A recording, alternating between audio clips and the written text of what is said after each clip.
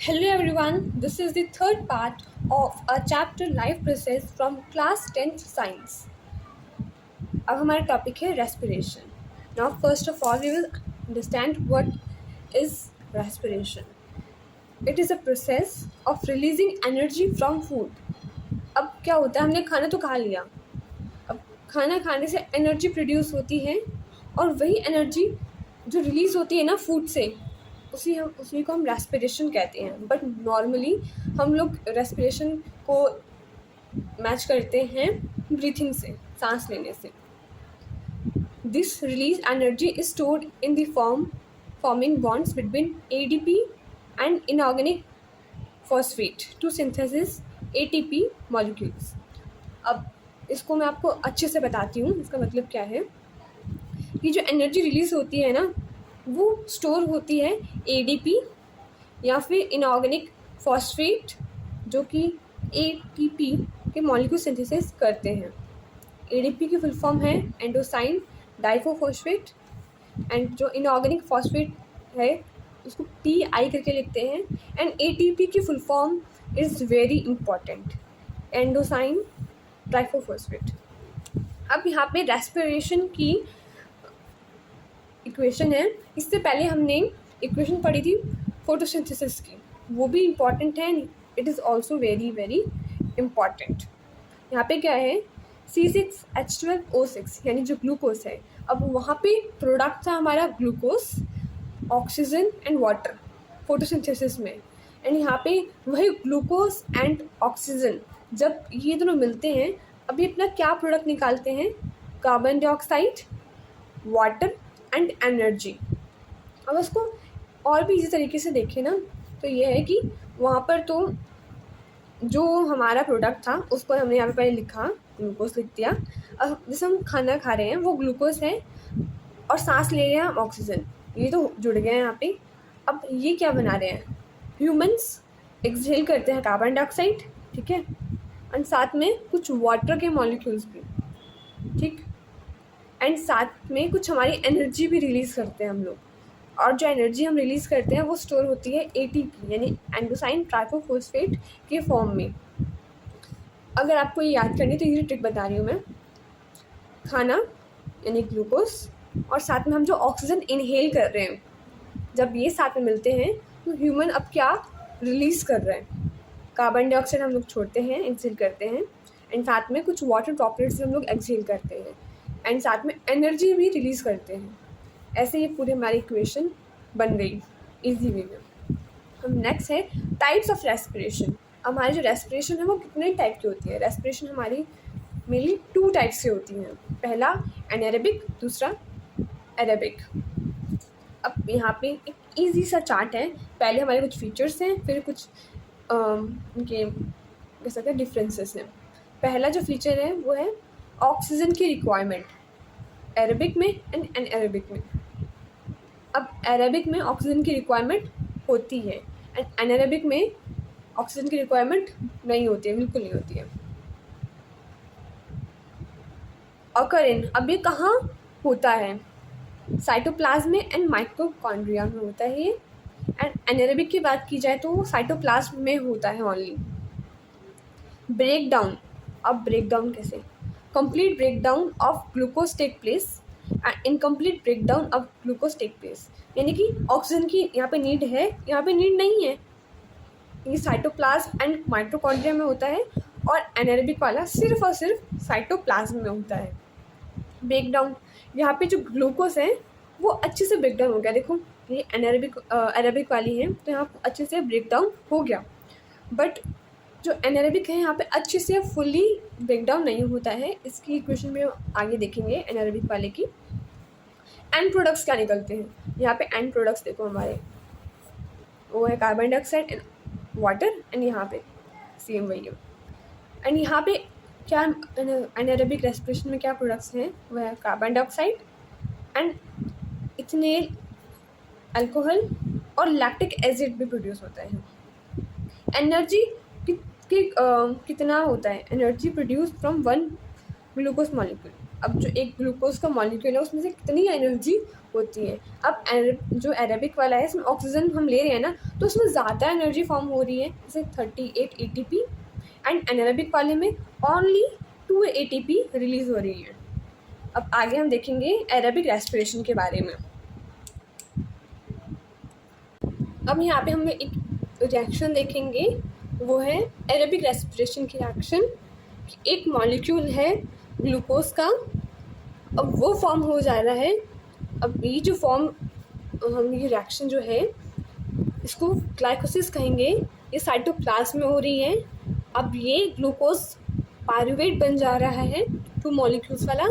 फिर अब ये जो है माइटोकॉन्ड्रिया में रिएक्शन हो रही है in the presence of oxygen. अब ये बना रहे हैं 6 molecules of carbon dioxide and 6 molecule of hydrogen, और साथ में 38 ATP एनर्जी रिलीज़ कर रहे हैं। एनारोबिक रेस्पिरेशन की अगर कोई एक रिएक्शन देखी जाए तो पहला ये है कि यहाँ पे ग्लूकोज है, 6 कार्बन मॉलिक्यूल का एक ग्लूकोज प्रेजेंट है यहाँ पे, एंड ये रिएक्शन हो रही है साइटोप्लाज्म में। अब यहाँ पे ये पायरूवेट बन रहा है, सेम देखो पायरूवेट बन रहा है यहाँ पे 3 कार्बन मॉलिक्यूल और साथ में एनर्जी रिलीज़ कर रहे हैं। अब यहाँ आके ये जो रिएक्शन है अलग अलग हो जा रही है कि पहला ये यहाँ तक सेम था, फिर अब आगे एक तो यीस्ट में हो रही है, तो दूसरा जो है वो ह्यूमन बॉडी की मसल्स में हो रही है।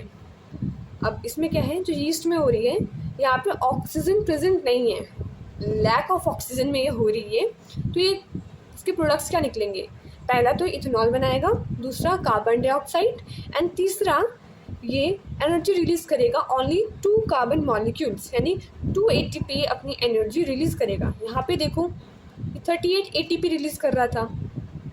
अब ना आप उसको डिफरेंस का साथ में लेके चलोगे तो आपको इजीली इसको सब समझ आ जाएगा कि यहाँ तक तो ये सेम हुआ, पायरूवेट तक सेम हुआ। अब इसके आगे जो इसके प्रोडक्ट्स निकलने वाले हैं ना वो अलग। ये पायरूवेट्स में माइटोकॉन्ड्रिया में in the presence of oxygen ये प्रोडक्ट निकल के आए, और यहाँ पे in the absence of oxygen yeast में इथेनॉल बना, साथ में CO2 एंड एनर्जी बनी। अब ह्यूमन मसल्स में अगर ऑक्सीजन की कमी हो जाए, लैक ऑफ ऑक्सीजन हो यानी एब्सेंस ऑफ ऑक्सीजन, तो यहाँ पे लैक्टिक एसिड बनता है और साथ में एनर्जी प्रोड्यूस होती है 3 कार्बन मॉलिक्यूल्स। यानी कि अब यहाँ पे क्या है, लैक्टिक एसिड अगर ह्यूमन बॉडी में आ जाए ना तो क्रैम्प्स पड़ जाते हैं। साथ में यहाँ पे क्वेश्चन भी है, why sometimes we get cramps. अब ये क्वेश्चन आपकी NCERT में है, NCERT के जो बैक वाले क्वेश्चंस हैं उसमें देखना एक क्वेश्चन होगा।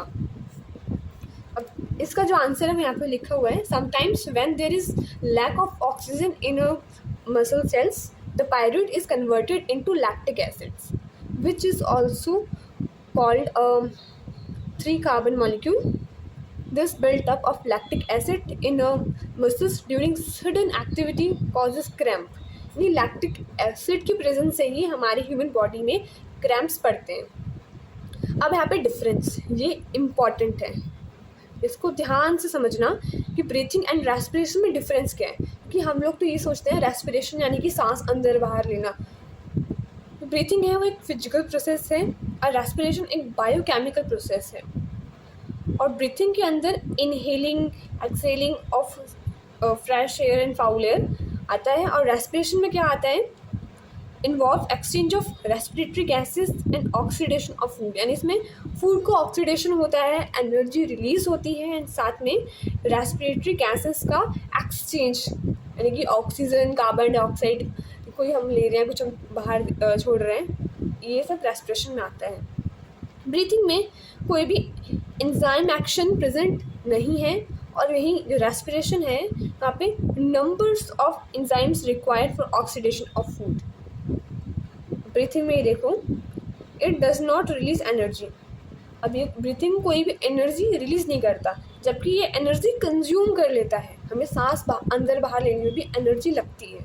अब जो रेस्पिरेशन है वो एनर्जी रिलीज करता है यहाँ पे। और ब्रीथिंग में it is confined to certain organ only. अब जो ब्रीथिंग है वो सिर्फ हमारे नोज तक है कि हमें सांस वहाँ से लेनी है, कुछ कुछ ऑर्गन्स इसमें प्रेजेंट है। एंड जो रेस्पिरेशन है इसमें ये पूरे सेल्स में होती है बॉडी के. It occurs in all the cells of body. आगे हम देखेंगे रेस्पिरेशन इन प्लांट्स.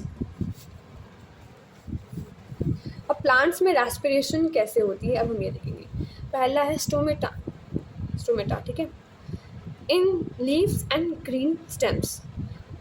अब ये 3 जो मैंने यहाँ बना रखे हैं ना, इनके थ्रू प्लांट्स रेस्पिरेशन करते हैं. एक तो यहाँ पे सबसे इम्पॉर्टेंट चीज़ जो है वो स्टोमेटा बता दी कि लीव्स और ग्रीन स्टेम इसके थ्रू रेस्पिरेशन करते हैं. एंड लेंटिसल्स जो वुडी स्टेम्स और रूट्स वाले जो होते हैं ना, इनके थ्रू वो लेंटिसल्स के थ्रू रेस्पिरेशन करते हैं. एंड जो यंग रूट्स जो आ रही है ना, वो रूट हेयर्स के थ्रू रेस्पिरेशन करती हैं. यानी कि जो प्लांट है ना, वो अपने टाइप के अकॉर्डिंग रेस्पिरेशन करता है. हर प्लांट सेम नहीं होता, इसलिए वो अलग अलग टाइप से रेस्पिरेशन करता है. अब ड्यूरिंग डे टाइम क्या होता है, जो रेट ऑफ फोटोसिंथेसिस होता है वो फास्ट होता है. ठीक है. Then the rate of respiration. And during night time the condition are just reversed. यानी कि बहुत एकदम अपोजिट है. यहाँ पे फोटोसिंथेसिस स्टॉप हो जाती है रात में एंड जो रेस्पिरेशन का प्रोसेस है वो स्टार्ट हो जाता है, take place and a result.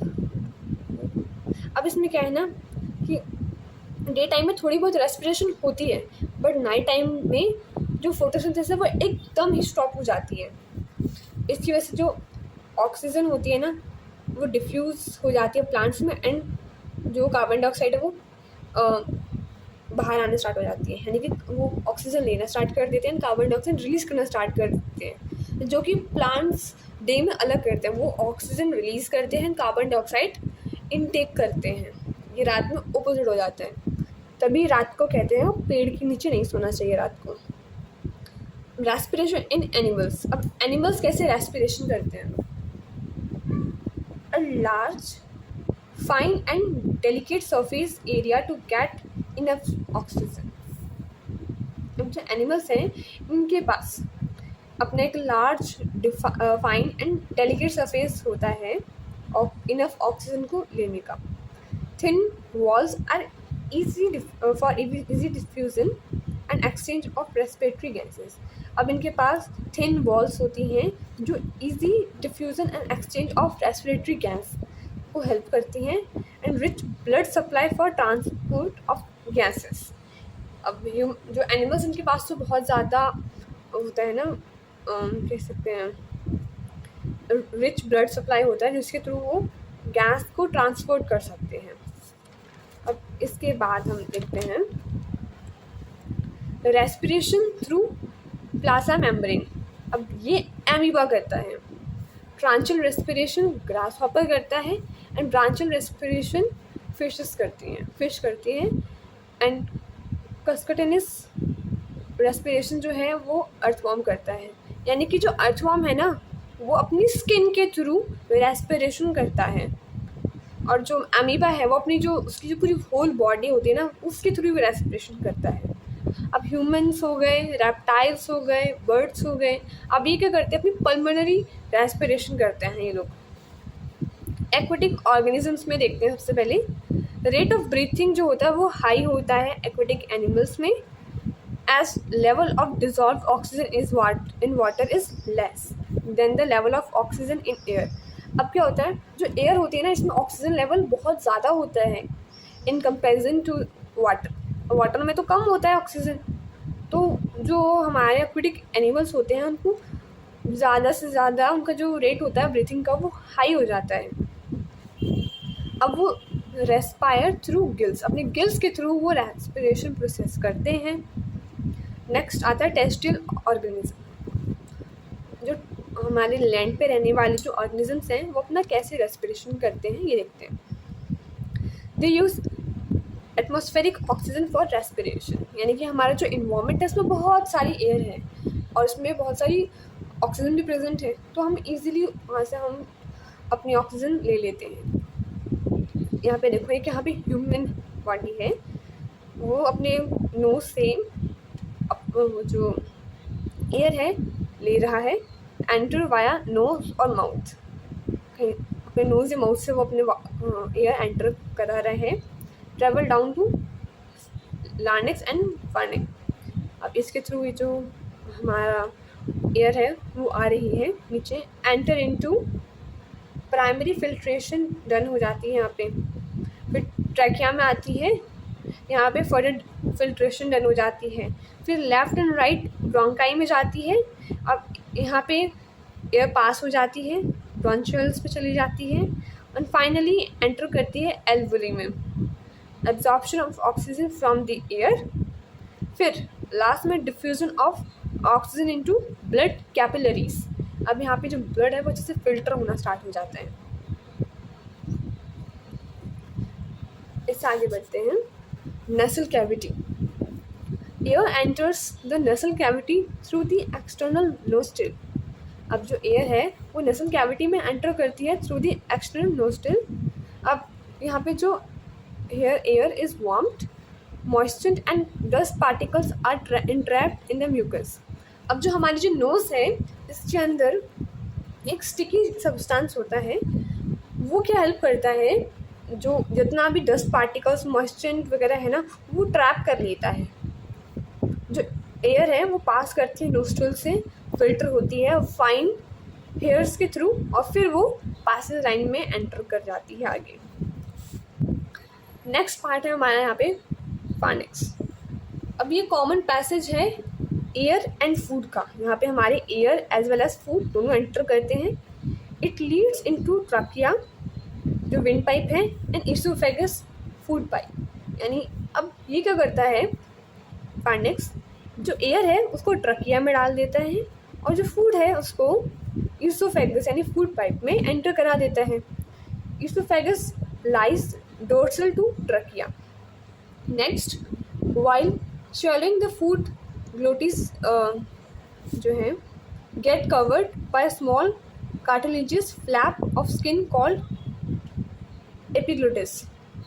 These epiglottis prevent food or water from entering into the respiratory tract. अब यानी कि यहाँ पे भी एक ऐसा है कि जो हमारा फूड एंड वाटर है ना, जो वो एक ही जगह में जाए और जो रेस्पिरेटरी ट्रैक है यहाँ पे ये लोग ना फूड एंड वाटर ना चला जाए, इसलिए यहाँ पे एपिग्लोटिस प्रेजेंट होता है।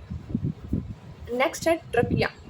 ट्रकिया है वो 11 सेंटीमीटर होता है लेंथ में एंड इसका डायग्राम देखा जाए 2.5 सेंटीमीटर होता है। It wall is provided with incomplete cartilaginous ring. जो ट्रकिया है वो इनकम्प्लीट सी शेप से बना हुआ होता है, ठीक है। The mucus and cilia both prevent the entry of dust particles and microscope. अब जो म्यूकस एंड सीलिया होता है ना वो ये प्रिवेंट करता है कि डस्ट पार्टिकल्स एंड माइक्रोब्स जो हैं वो हमारे बॉडी के अंदर एंटर ना कर जाए। Trachea run down the neck and extend in the rice cavity. Next हमारा ब्रोंकाई आता है। On entering the thoracic cavity, trachea divided into bronchi जो कि सिमिलर इसका है ब्रोंचस। अगर हम इसके बाद ना हम इसको डायग्राम के थ्रू भी देखेंगे, यहाँ पे डायग्राम है इसका, इसके थ्रू भी समझेंगे। जो ब्रोंकाइल्स एंड एल्वुली 5th नंबर पे आता है। Within the lungs each branches divides and redivides to form finer branches called bronchioles. Each bronchus with all its branch is called bronchial tree. After repeated division, each bronchioles enter into a cluster of tiny air chambers called air sacs और alveoli. अब जो alveoli है इसको similarly alveolus कहते हैं। ये air sacs होते हैं, यानी एक हवा के भरे हुए थैले टाइप के। Alveoli are called functional units of lungs as they are the actual sites of respiratory gas exchange. अब जो alveoli है उसको हम फंक्शनल यूनिट कह सकते हैं लंग्स का। ये इंपॉर्टेंट है यानी लाइन एग्जाम के परस्पेक्टिव से कि ये जो alveoli है ये फंक्शनल यूनिट होती है हमारे लंग्स के, क्योंकि यहाँ पे रेस्पिरेटरी गैस जो है वो एक्चुअली में एक्सचेंज होती हैं। alveoli are covered with network of capillaries. इसके बाद हमारा आता है लार्निक्स और voice box. It is an enlarged part of trachea and is covered by pieces of cartilage forming a box. Further, आगे lungs पे आते हैं हम लोग. Lungs lies in the thoracic activity. The lungs are a pair of spongy, highly elastic and bag-like organ. अब जो lungs को highly elastic क्यों कहा गया है, तो ये काफ़ी स्पॉन्जी होते हैं गद्दे जैसे, एंड ये इलास्टिक इसलिए कहा गया कि हम सांस लेते हैं ना तो हमारे जो लंग्स हैं वो काफ़ी फूल जाते हैं, फिर हम उसको एयर को रिलीज़ करते हैं, वो दोबारा अपनी प्रॉपर शेप में आ जाते हैं. और एक बैग लाइक ऑर्गन है ये. रफली ये कोन शेप के हैं. Play very important role in the mechanism of breathing. अब हमारी जो ब्रीथिंग में सबसे इम्पॉर्टेंट ऑर्गन है वो हमारा लंग्स है. अब हम डायग्राम की तरफ बढ़ते हैं. यहाँ एक ह्यूमन बॉडी का डायग्राम है जिसमें हमने स्पेशली रेस्पिरेटरी सिस्टम को डिनोट किया है. यहाँ पे हमारे नेसल पैसेज हैं एंड माउथ कैविटी. इसके बाद हमारा फैर्निक्स आता है, फिर लैरिंक्स आता है. अब इसके बाद क्या होता है, रिंग्स ऑफ कार्टिलेज दिख रही है हमें यहाँ पे जो कि ट्रैकिया फॉर्म कर रही हैं. और ये जो है हमारे लंग्स यहाँ पे प्रेजेंट हैं. और जो लंग्स हैं वो रिब्स से बने हुए होते हैं. रिब्स, जो हमारे रिब्स हैं ना वही हमारे पूरे लंग्स फॉर्म करते हैं. और यहाँ पे जो सैक लाइक स्ट्रक्चर है यानी थैले जैसा स्ट्रक्चर है उसको एल्विली कहते हैं. यहाँ पे इसको थोड़ा सा बड़ी इमेज है. ये एल्विलीज हैं और ये रेस्पिरेटरी ब्रोंचाइल्स हैं. और ये जो है ये हमारी ब्रोंकाई है और ये डायफ्राग्राम है हमारा. Mechanism of breathing. अब हम ब्रीथिंग की तरफ चलते हैं. सबसे पहला हमारा inhalation. The process by which oxygen rich air is taken inside the lungs is called inhalation and involves the following steps. अब इनहेलेशन यानी कि हम ऑक्सीजन रिच एयर अपने अंदर ले रहे हैं. अब नोज से या फिर माउथ से हम क्या कर रहे हैं, जो हमारी जो एयर है उसको हम अपने अंदर ले रहे हैं. इसमें कुछ फॉलोइंग स्टेप्स हैं. पहला कि जो diaphragm and muscles attach to ribs होते हैं वो कॉन्ट्रैक्ट हो जाते हैं जब हम सांस लेते हैं. कि जब हम सांस ले रहे होते हैं ना तो हमारे जो डायफ्राग्राम एंड मसल्स हैं रिब्स अटैच वो कॉन्ट्रैक्ट हो जाते हैं. अब इसके आगे जो थॉरेक्स जो है वो मूव कर जाता है upward and outward, thereby increasing the volume inside thoracic cavity. Air pressure inside thoracic activity decrease. Air from outside pushes into lungs through nostril, trachea and bronchi. अब इसमें क्या है, जब हम सांस अंदर ले रहे हैं उस टाइम क्या क्या होता है इसमें ये बता रखा है कि पहले जब हम सांस अंदर ले रहे होते हैं ना तो हमारे जो रिब्स वगैरह हैं वो एकदम कॉन्ट्रैक्ट हो जाते हैं और हमारी जो बॉडी वो हल्का हल्का अपवर्ड, जो थ्रॉक्स है वो हमारा अपवर्ड एंड आउटवर्ड मूव करता है.